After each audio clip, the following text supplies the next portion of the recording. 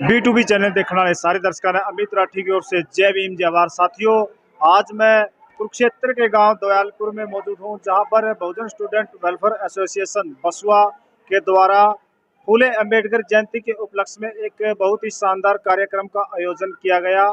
और ये कार्यक्रम बहुत शानदार है। बहुत से गणमान्य लोगों ने इसमें हिस्सा लिया।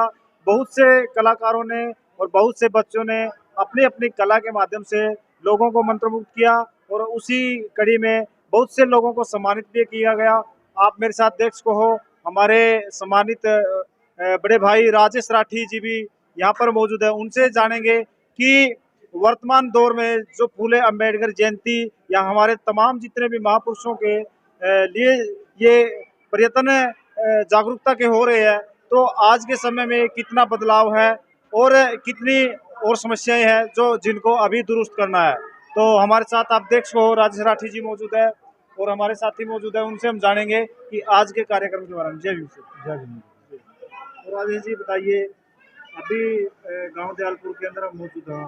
कार्यक्रम काफी शानदार है, आपने पूरा कार्यक्रम एंजॉय किया, तो क्या कहना चाहेंगे? जो इस टाइप के प्रोग्राम होते हैं और जो एक बहुत अच्छी पहल की है कि दयालपुर गांव के अंदर इस टाइप का प्रोग्राम हुआ। क्यों जब गांव के अंदर इस टाइप के प्रोग्राम होते हैं तो गांव में जो गांव के जो लोग हैं, लोकल लोग हैं, वो बाहर नहीं जा पाते।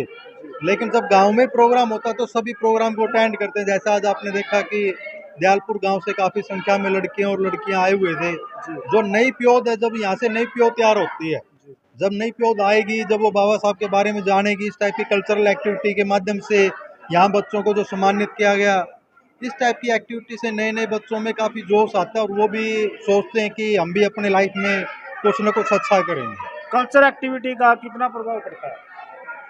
कल्चरल एक्टिविटी का आज के टाइम में वैसे देखा जाए तो हर आदमी की एक अपनी सोच होती है, लेकिन मेरी सोच के अनुसार आज के टाइम में सांस्कृतिक कार्यक्रमों का बहुत बड़ा योगदान है। क्योंकि एक आदमी जब भाषण देता है तो हर आदमी उस भाषण को इंटरेस्ट के अनुसार नहीं सुनता, लेकिन जब ऑडियो वीडियो यूजुअल जो चीज़ होती है, दर्शक सर्वे सामग्री जो होती है, एक म्यूजिक के माध्यम से जब कोई चीज़ सिखाई जाती है तो वो बच्चों के या बड़ों के हर आदमी के दिमाग पर सीधा असर डालती है। तो बताइए राजेश जी, बसुआ लगातार हर गांव के अंदर लाइब्रेरी खोलने का इनका प्रयास है और लगभग 40-50 लाइब्रेरी इन्होंने खोल भी दी है, तो क्या कहेंगे बसुआ के बारे में? देखो, इस टाइप की पहल बहुत ज़रूरी है। जब गांव-गांव में लाइब्रेरियां खुलेगी, कई गांव ऐसे हैं जहां बच्चों को बैठने के लिए कोई जगह भी नहीं होती, उनको कोई मोटिवेट करने वाला नहीं होता, उन्हें कोई प्रमोट करने वाला नहीं होता। लेकिन जब बसुआ है और अभी जैसे कैथल में बदलाव टीम है, उसका भी एक अच्छा प्रयास रहा है कि जितने भी सामाजिक ये हमारे धार्मिक स्थल हैं, इनको हम पुस्तकालयों में बदलें, लाइब्रेरी में बदलें। एक हमारे पास प्लेटफार्म होगा जहाँ हम आपस में बैठ के गेट टुगेदर भी कर सकेंगे और जो नए बच्चे हैं उनको हम काफ़ी कुछ सिखा भी पाएंगे। तो कितना सहयोग करने की आवश्यकता है बसुआ जैसे संगठनों को? देखो, सहयोग तो तन मन धन से जो भी आज समाज में काम कर रहे हैं, जो आदमी जिस भी लेवल पर काम कर रहा है, सहयोग करने की ज़रूरत है। हर आदमी तन मन धन तीनों चीज़ें नहीं दे सकता। मैं तो कहता हूँ जिसके पास तन है तन दे दो, मन है मन दे दो, धन है धन दे दो, और जिसके पास कुछ भी नहीं है वो इनको रोको मत, इनको काम करने दो। जी, तो कितना बदलाव देखते हो आप? क्योंकि पिछले लगभग अगर 8-10 साल की मैं बात करूं, तो उस दौरान और इस दौरान कितना चेंजिंग आई है माहौल में? चेंजिंग बहुत बड़ी चेंजिंग है, क्योंकि एक समय होता था जब हम कहीं भी जाते थे जय भीम बोलने वाले मिलते भी नहीं थे। बाबा साहब के गाने हम आज जो खुलेआम चला के घूमते हैं तो वो भी चीज़ नहीं थी। लेकिन आज छोटे छोटे बच्चों के गले में हम देखते हैं जय भीम के लॉकेट हैं या वो बाबा साहब की टी शर्ट पहने हुए हैं। तो ये एक बहुत बड़ा बदलाव है और ये वास्तव में बदलाव लेके आ रहा है और धीरे धीरे वो दूर नहीं जब बाबा साहब का सपना साकार होगा। तो राठी जी, एक बात और बताइए, आप काफ़ी मौक़ों पर मैं भी देखता हूँ व्यापार बिजनेस की तरफ आप लोगों को आकर्षित करते हैं कि बिजनेस से जुड़िए, और इसके लिए अपने बेगमपुरा व्यापार मंच के एक मुहिम भी चलाई हुई है। वो क्या है, किस प्रकार से लोगों को अवेयर कर रहे हैं आप? दरअसल जो हम इस टाइप के जो प्रोग्राम आयोजित करते हैं ये भी एक कहीं ना कहीं उसी का ही हिस्सा है। बेगमपुरा गुरु रविदास जी चाहते थे कि भाई एक ऐसी जगह हो, ऐसा स्थान हो जहाँ पर कोई गम ना हो, सब अपने खुशहाल जिंदगी जी सके। और इसी के तहत मैंने बेगमपुरा व्यापार मंच की स्थापना की। आज हमारे लोगों ने पैसा कमाना तो सीख लिया है, लेकिन पैसे को इन्वेस्ट करना नहीं आता। कहीं ना कहीं हम वहाँ मार खा रहे हैं कि हमें पैसे की इन्वेस्टमेंट कहाँ करनी है। प्रोग्राम हम करते हैं, कई जगह पे हम अनावश्यक खर्चे भी करते हैं। और बिजनेस की जगह अगर मैं बात करूं, सरकार की नीतियों के कारण सरकारी नौकरियां लगभग खत्म हो चुकी है। और अगर सरकारी नौकरियां हैं तो वो योग्यता अनुसार नहीं है। एक तो योग्यता के अनुसार नौकरियां हो, आज बीटेक एमटेक करके अगर कोई क्लर्क पलर्क यानी कि चपरासी की नौकरी कर रहा है तो मजबूरी में उसको करनी पड़ रही है, क्योंकि सरकार योग्यता के अनुसार नौकरियां नहीं दे रही है। और जो बिजनेस है, हमें बिजनेस की तरफ आना पड़ेगा। और आज जो नौकरियों में है तो वो भी, उनके लिए भी मैं यही मैसेज देना चाहूँगा कि नौकरियां कोई परमानेंट नहीं है। उनकी नौकरियां कभी भी छीनी जा सकती है। कहीं भी अब्सेंट हुए और कहीं भी उनकी छुट्टी या लेटर आएगा भी आपको निष्कासित किया जाता है। तो हर आदमी को आज बिजनेस की तरफ बढ़ना चाहिए। तो बिजनेस बहुत ज़रूरी है। और जो भी जरूरत का सामान है, मैं ये कहता हूँ अपने समाज के आदमियों से हमें खरीदना शुरुआत करनी पड़ेगी। जब तक हम अपने समाज के लोगों से सामान नहीं खरीदेंगे तो नए बच्चों के लिए भी हम एक अच्छा मैसेज क्रिएट नहीं कर पाएंगे। नहीं, अपने समाज के लोगों से मतलब कहाँ से सामान खरीदना उचित है? देखो, अभी बिजनेस के बारे अगर में हमने, कॉन्स्टिट्यूशन के हिसाब से बात की जाए तो उसमें तो सभी को समान नागरिकता का दर्जा मिला हुआ है। देखो सभी को समान नागरिकता का अधिकार है, जी लेकिन अगर हम हमारे अधिकारों की बात करें जी तो आज हम केवल मजदूरी करने लायक ही नहीं है जी कि हमें केवल मजदूरी ही करनी है, हमें अपने बिजनेस भी सेटअप करने हैं। जी जी छोटे लेवल से हमें शुरुआत करनी पड़ेगी। आज दुनिया भर के काम है, अगर कोई काम करने वाले, मैं तो ये कहता हूँ, देखो अभी मंच के माध्यम से हम सारी बातें विस्तार से नहीं रख सकते। जी मेरा 72 062 72 064 मोबाइल नंबर है। कोई भी साथी बिजनेस के बारे में कोई भी इंक्वायरी करना चाहता है तो वो कभी भी निसंकोच 24 घंटे फ़ोन कर सकता है।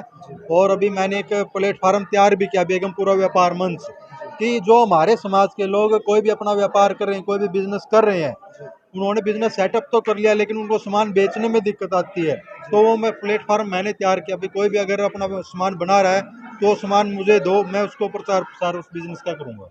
क्या क्या प्रोडक्ट है, क्या कोई प्रोडक्ट तैयार करते हो या किस हिसाब से करेंगे? अभी जैसे मेरे पास NRI टी है, सीवन से हमारे साथी, उसने NRI का काम किया हुआ है। एक साथी हमारे उचाना से है, उन्होंने मसाले का काम किया हुआ है, तो उसका मसाले का काम, मसाले भी रखे हुए हैं। एक साथी हिमाचल से है, अब हिमाचल से उसने जूते का काम किया हुआ है तो उसके हम जूते रखे हुए हैं। इसी प्रकार से और भी बाबा साहब से, अभी जन्मदिन आ रहा है, जन्मदिन से रिलेटेड झंडे पटके वगैरह कुछ भी लेना तो सब कुछ अवेलेबल अपने पास है। जी, तो एक और सम्मानित साथी मेरे साथ मौजूद है जो जिनकी आज का जो कार्यक्रम है उस पर बहुत बड़ी जिम्मेवारी थी, तो हम साथी से इनका इंट्रोडक्शन लेंगे। और आज का जो कार्यक्रम कैसा रहा, कितने लोग इसमें मौजूद रहे, किस प्रकार से ये कार्यक्रम को ऑर्गेनाइज करते हैं, वो सभी बातें इनसे जानेंगे। तो जय भीम भाई, सबसे पहले। जय भीम जी। मैं प्रदीप पठानिया, जी बसवा टीम, जिला अध्यक्ष बुद्धिजीवी प्रकोष्ठक। जी सर, हमारा जो बसवा टीम का प्रोग्राम जो भी रहता है, जी सबसे पहले तो हम शहर लेवल पे करते थे, जहाँ भी होता था शहर में होता था। लेकिन अब की बार हमने सोचा कि जब तक हमारे गांव का समाज नहीं जुड़ेगा तो वो आगे नहीं आ पाएगा। तो हमने रोहतास मेहरा जी से रिक्वेस्ट की, और रोहतास मेहरा जी हमारे संस्थापक हैं बसवा टीम के, जो उन्होंने माना और बोला कि हाँ, अब की बार हम गांव में लेकर चलते हैं। तो जिसमें हमारे पास मंच संचालन का बार सौंपा गया था। तो मंच संचालन का ये है कि हमारी बसवा टीम का ये रहता है कि हर कोई युवा जुड़े और युवा को बोलने का मौका मिले। अगर हमारा युवा आगे बोलने का मौका नहीं मिलेगा तो वो आगे नहीं निकल पाएगा। तो हमारा मंच इसके लिए भी बहुत योगदान करता है। और साथ में लाइब्रेरियाँ जो 45 के खुल चुकी हैं, और आगे भी मान लो कल कलसाना के लिए हमारे पास आई हुई है कि कल हम बसवा टीम की तरफ से कलसाना में लाइब्रेरी खोल लें, तो लाइब्रेरी खुलवाने का भी काम चला हुआ है। जी जी।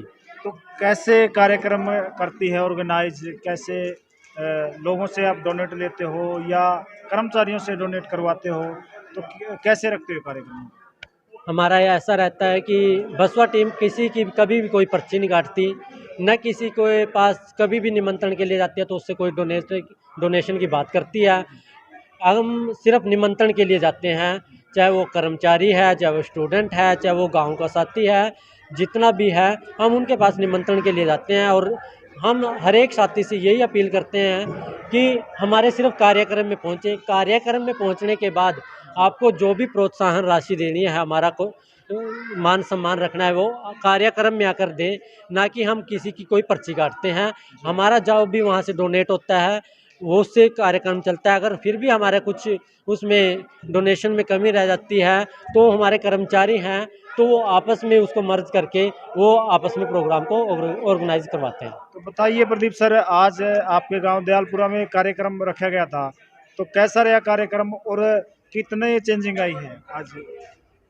देखो, पहले तो काफ़ी भाग दौड़ हो रही थी और इस भाग दौड़ में हम भी सोच रहे थे कि पता नहीं गांव लेवल पे ये फंक्शन लेकर आए हैं हम, कि हमारे साथी जोड़ पाएंगे ना जोड़ पाएंगे। लेकिन हमारी उम्मीद से ज़्यादा हमें यहाँ पर जुड़ने को मिला और समाज आगे देखने को मिला। तो हम चाहेंगे कि आगे भी ये समाज हमारा आगे से आगे बढ़े और गांव लेवल पर हम इस फंक्शन को लेकर चलें। और ऑर्गेनाइजेशन में इसीलिए हम समाज को उठाना चाहते हैं कि हमारा समाज उठे और बच्चे आगे बढ़े। तो यही हमारा इस प्रोग्राम का उद्देश्य रहता है।